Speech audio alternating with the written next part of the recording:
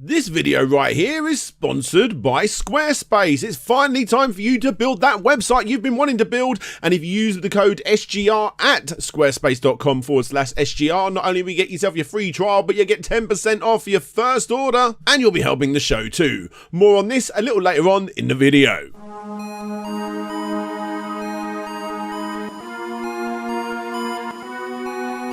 Kirk Allen, who played Superman in two very low-budget movies in the 1940s, could not get any high-end work after playing these roles, as he was too closely related to the iconic character. He later died in 1999 at the age of 88, and the same thing happened to George Reeves too, who originally played Superman in the 1951 movie Superman and the Mole Men, who also died from a gunshot wound in 1959, days before his marriage. Bud Collyer, the original voice of Superman from the cartoons in later years, died of a circulatory ailment at age 61. Lee Quigley, who played Superman as a baby in the 1978 movie, died at the age of 14 from solvent abuse. And of course, Christopher Reeve, who arguably is the most iconic Superman of them all, from the original classic 4 movies from 1978 to 1987, fell from a horse in 1995, paralysing him from the neck down until he died in 2004 from a heart failure. These are the 4 most iconic deaths related to Superman in the real world, and are all part of the infamous Superman curse.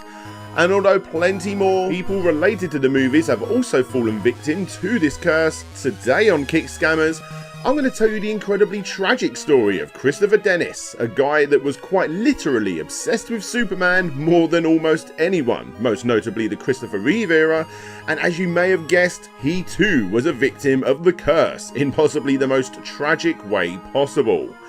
Kickstarter and Indiegogo web documentaries and even a couple of GoFundMes tried to help out the Hollywood Superman. However, it seems that there was no escaping that Superman curse. And today I'm going to collectively bring them all together and tell you the full story in this, the tragic Kickstarter story of Hollywood's Superman. Welcome to Slope's Game Room.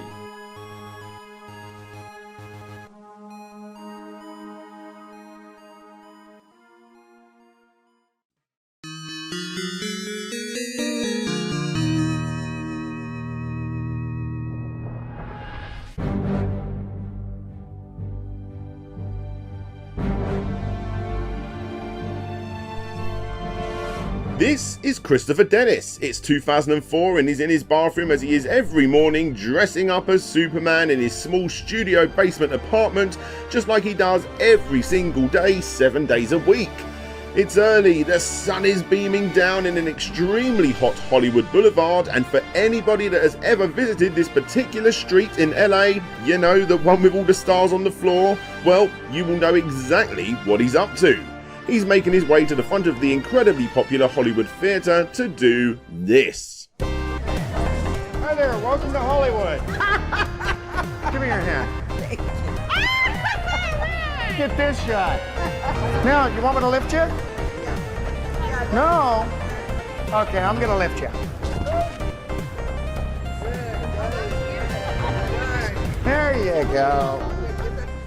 Yep, Christopher Dennis loves Superman so much that every single day he dresses up as Superman, goes to Hollywood and takes pictures with tourists for tips. Where many colourful characters do the same and do it for the money, Christopher was so obsessed with the character of Superman that he used this platform in a way to bring joy to as many individuals as possible. But with that said, he sure didn't have any worries about constantly reminding people that he worked for tips. Mr. Man, we do work on tips, okay? Did you guys want a picture? All right, we do work on tips, okay? It's tips, it's whatever you like. However you look at it, for Christopher the most important part was staying true to the Superman character. So how did this all start? Well, back when you could actually walk down Hollywood Boulevard without being stopped by Elmo, Jack Sparrow, Freddy Krueger and, well, whoever this is, you had nobody stopping you. Christopher Dennis himself, who just like most of these guys was a struggling actor working a dead-end job in between an inconsistent lifestyle of auditions. This boring lifeless job was actually in a restaurant waiting tables, by the way, and it was here when he remembered back to plenty of auditions being constantly compared to Christopher Reeve, as well as the customers of the restaurant making the same comparison. Besides his then strawberry blonde hair, he definitely looks the part. And at one particular audition, someone even suggested that he dye his hair black to become even more of a lookalike to the Man of Steel, which he did, and for him, the resemblance was uncanny. In desperate need of a more flexible timetable, he decided to try out walking the streets and taking pictures with tourists, but as he was the first person to do it, he got stage fright and went home to reevaluate his options. He tried one more time before giving it all up the next day, and boom, $1,000 in a single day. This obviously led to a profession that is now swamped, and the possibility of gaining that sort of money again is simply unachievable. In fact, according to reports, the majority of the people that dress up and take pictures with tourists outside the Hollywood theatre are actually homeless themselves and barely make enough money to eat. Regardless, for the next 25 years, Christopher Dennis became the Superman of Hollywood Boulevard.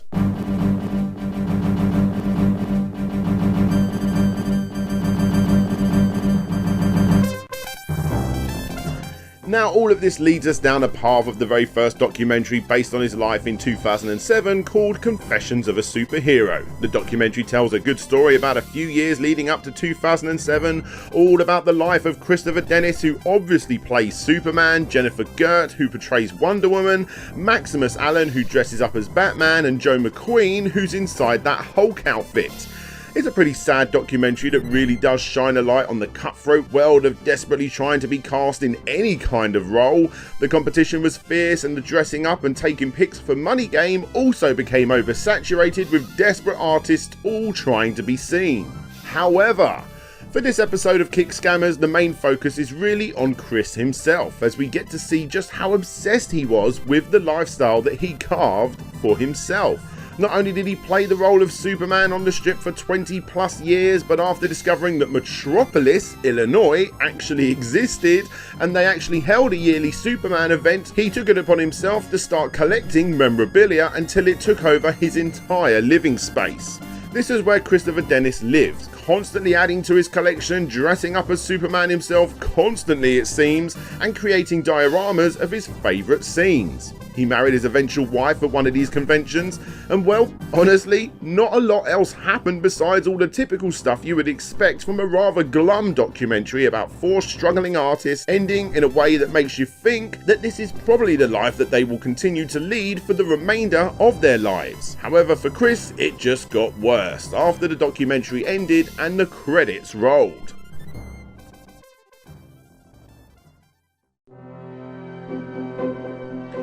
For many, the first real update on anything to do with Christopher Dennis came in the form of two GoFundMes. You had Help Hollywood Superman and Saving Superman. And sadly, that update wasn't too good. Christopher Dennis had become homeless, and whilst on the street he was beaten with golf clubs until he lost several teeth and his remaining possessions were stolen from him, including $900, a laptop, a phone, and his Superman outfit. Without his costume, his world was turned upside down, and the small $1,000 campaign shot past their goal with well-wishers who had been in the company of Hollywood Superman over the last 25 years. News stories picked up the tragic event, and it seemed that life was getting back on track for the Hollywood Superman. And where did the money go?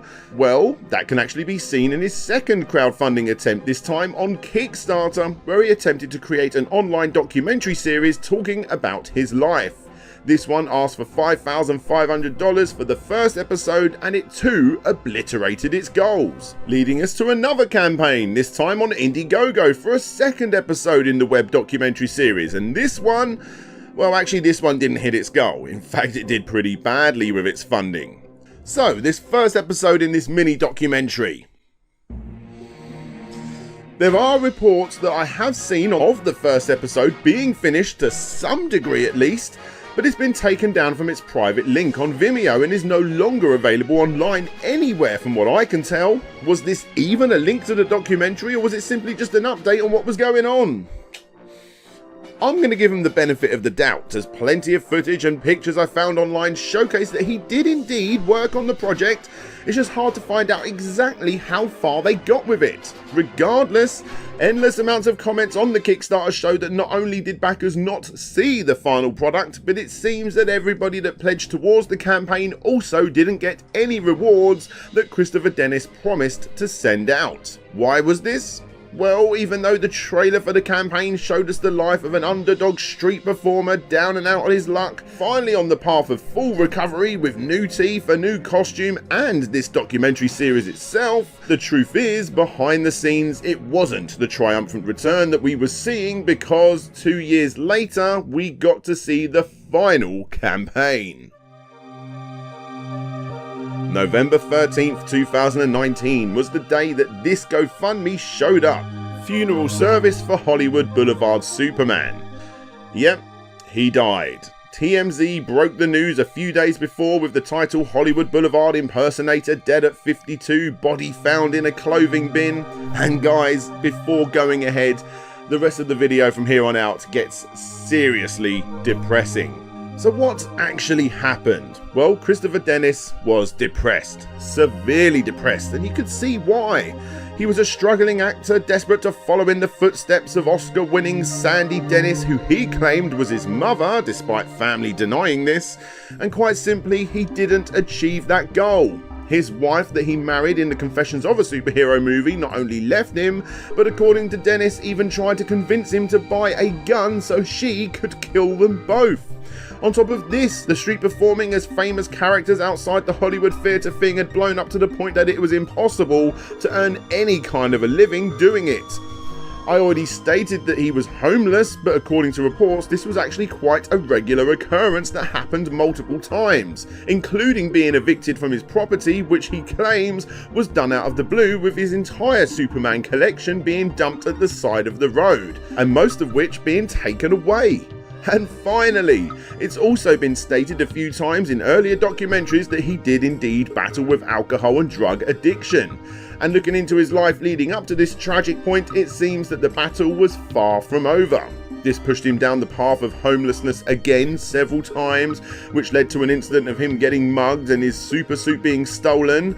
Although, just to be clear guys, this offence is actually up for debate, and many street performers claim that this was actually all down to drug abuse, primarily smoking crystal meth, that actually put him in this situation instead, and that the mugging just never happened. And this is the biggest problem with researching Christopher Dennis. Los Angeles Times reporter Nita Lelyfield actually decided to get more info about his life in a sort of send-off editorial piece, which was when she discovered quite a different story than what had been portrayed during his life.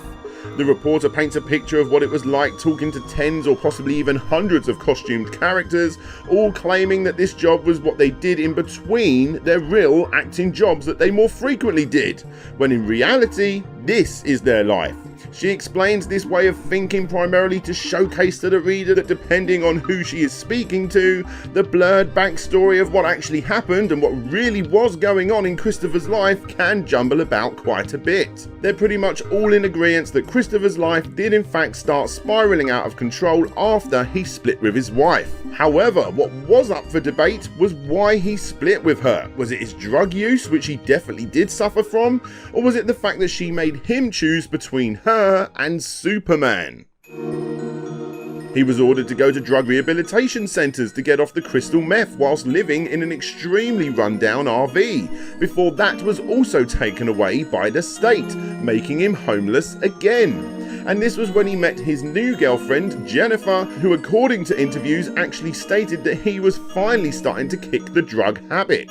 With the taking tips for Pix game not pulling in as much money as before, he had come up with a new money-making scheme which involved him using his girlfriend's wheelchair to climb up to the top of a donation bin and to use a homemade tool to pull out the items to either wear or to sell. One night, instead of taking his girlfriend with him, like he normally would, as she would hold the chair in place for him to do this, this, he told her to stay put in bed, he could do it alone. She did, and when she woke up realising he wasn't in bed with her, she got the help of a few friends to hobble towards the clothes bins, where she found that he had fallen headfirst down a chute, breaking his neck. It was later reported that he was high on meth when this incident happened. According to the same Los Angeles Times article, Jennifer explains that the duo were waiting on a housing voucher so that they could move in together, and that Christopher had plans on returning as Superman. "We were this close," she explained, and the sad thing about all of this is that she never ever got to see him in a Superman suit, because by the time that she met him, there was no suit in sight. In fact, the next time he was seen in a suit was at his funeral.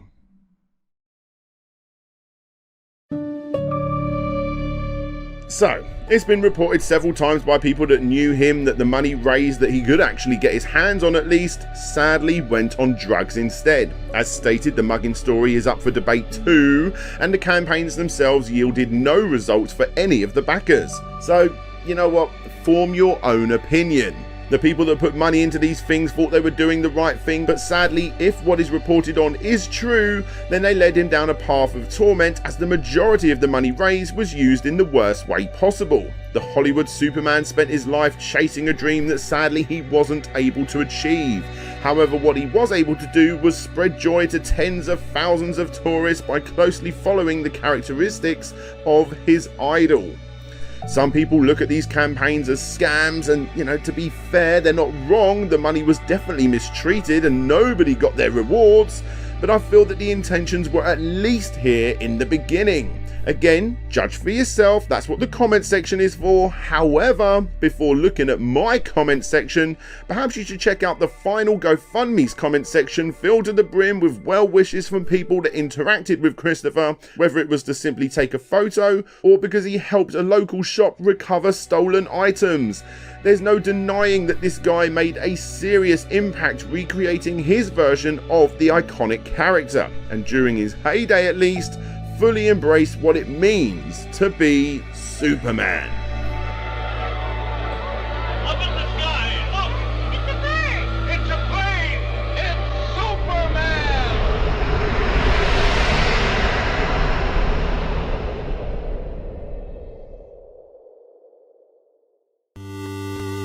Hey there, guys. That was a pretty upsetting episode, wasn't it? Yes. I've been trying to work out how to do this video for a little while now. Firstly, massive shout out to Andrew Dalton, one of my patrons, who actually suggested this particular video. If you want to become one, there'll be links down below. And if you want to subscribe and hit that notification bell, that'll be pretty good too, because it lets you know when I'm doing videos like this as and when they come out. So yes, please do that. But yes, it was a tragic story, and I just knew there had to be an angle I'd go down with this particular video, and it took a while, and I think I got there. I hope you guys enjoyed it. But yes, anyway, before we do go ahead, I want to give a massive shout out to this video's sponsor, Squarespace. Squarespace? Squarespace? Squarespace? Yes, it's 2020, no doubt everybody's heard of the word Squarespace before. The awesome website building website, and well, they are still doing what they do in 2020 quite simply because they are easily one of the best. Take it from someone that has his own website, there's just so many building websites that claim to be the best, but the reason you continuously hear the word Squarespace so often is because they're pretty much the best at what they do. Come on guys, it's 2020. If you haven't started working on that website that you want to work on, then well, get to it. Use the link below, get yourself some discounts by using Slope's Game Rooms code that you see on the screen, and just get started with it. And don't forget to use the code SGR. Go to squarespace.com, get your free trial, and when you're ready to launch, go to squarespace.com/SGR and get 10% off the first purchase of a website or domain, and boom, you just got yourself a brand new website at a slightly cheaper rate. Everything's working out well for you, and you've helped support the show at the same time. I mean, come on, that ain't half bad, is it? And in regards to supporting the show, I also want to give a big shout out to all of the Patreons and YouTube members that help me out every single month, regardless. with an extra big shout out going to Gary Pinkett, Ryan Burford, Andrew Dalton, Ben Jackson, Jonathan Hayward, Kevin King, Christopher Turnbull, Richard Alderjick, Shadow Dahl, Rovan Army, Ryan Holtz, Retro to Next Gen, Dina, Robertson Dunn, Adam Lefty Taylor, Intrigued Gaming, Tim Labonte, Asobi Quang DX, Tim Lunn, Conrad Constantine, Pretendo64, Creamy Elephant, King Link Reviews, RL Slane, Friendly Competition at audible.com, Shadow Dragon, Jim Knapp, Game Apologist, Chris Applin, Wobbles and Bean, The Wonder Ducks, Ye Old Hamburglar, Dan Petit, Lucas Softail, Ronnie Method SSWB, Solid Captor, Jeremy Rodriguez, Nick Pollard, Bram Perez, Marcus Kingy Mocut Tyndall, Richard Carter aka Fantastic Dizzy, Todd Paul Float G, Petty New, Dina81, Trans Rights, and Samuel Nilsson. Like I said, guys, if you want to get your name shown, get your name shouted out like these incredible people right here, you want to be part of nerdy discussion chats that we upload onto my second channel, be part of movie nights which are now coming back, and what else? Oh, there's loads of other things, including seeing videos like this early. Then of course there will be links down below for you to click on, and they'll be up on the screen too. Anyway, I think that's enough for me, isn't it? Yes. Thank you, everybody. This is DJ Slope signing out, and hopefully I'll see you all next time. Bye-bye.